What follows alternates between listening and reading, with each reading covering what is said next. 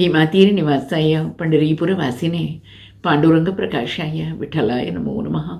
मरुत्पुत्राय कवये भीमाय भयहारिणे श्रीमदानंदतीर्थाय प्रख्याताय नमो नमः. Dear children of God, Jai Sri Krishna, Namaste. Talking about the great vow of celibacy in the case of Bhishma, this subject came to my mind. That's the message for today, the power of sacrifice. Every individual, normally speaking, is only thinking of his own enjoyment, his sensuous satisfaction, his material benefit, and so on. This is natural in man because he is after indulgence, which is a human instinct. But sacrifice, in the sense of denial, is a sadhana, a superhuman capacity. One has to conquer one's instinct, see it as something common, and hence aim at something uncommon by denying oneself the ordinary pleasures of life. Indulgence is an addiction. It only manifests the basic weakness in man, to eat what he likes, to enjoy what he wants, to get pleasure through the various senses. All this and more is sheer indulgence. One is giving in to one's basic weakness. It needs no effort. Over several births, man has wallowed in indulgence, so he is used to it naturally and spontaneously. Whereas sacrifice demands a sharp edge, cutting off of pleasure and indulgence. It is a firm decision of a lifetime to tread the path of a recluse. It's a sage-like attitude that makes a man rise above the human level of existence.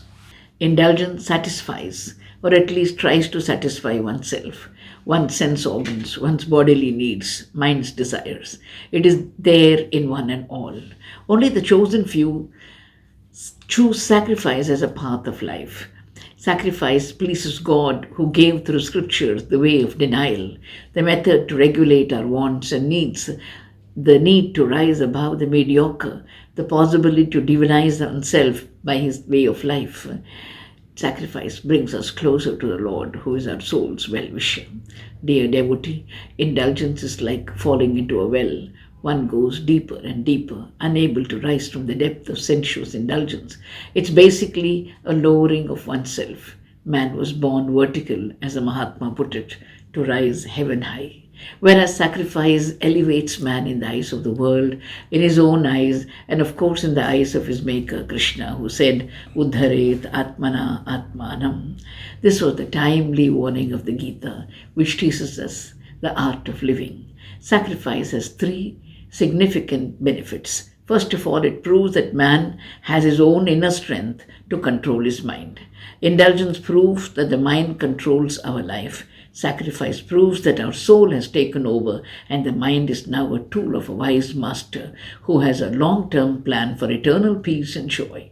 When the mind was planning ephemeral joy, which bursts into in a minute like a bubble, there is one thing common between indulgence and sacrifice. Indulgence leads to further indulgence, making us further and further get entangled in the vicious web of fleeting pleasures, while sacrifice inspires more and more sacrifice.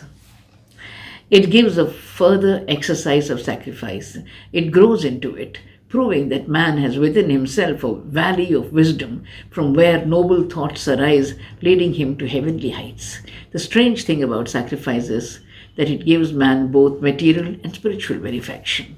Yudhishthira adhered to dharma and in his banishment period got the Akshaya Patra. Grandsire Bhishma practiced celibacy and became the worship-worthy, so worship-worthy that Lord Krishna stood near him as he departed from the world. Sri Rama sacrificed everything, including a pair of sandals, and the world praised him as the Lord of Lords who could vanquish a 10-headed evil called Ravana. Dear listeners, here is a prescription from a humble preacher. Try giving up something you like for a while, for God's sake, and see the instantaneous reward. Sacrifice is difficult, but in the end, delightful. कभी देखो अर्जुन की प्रीति, कभी सुनो विदुर की नीति, कभी पाई धर्म वीराने, लगा जिन्हें कान्हा सजाने, महाभारत की कथा महान, जिसमें सत्य और धर्म की शान पांडव जीत गए, क्योंकि कान्हा उनके मीत भये, महाभारत की कथा महान।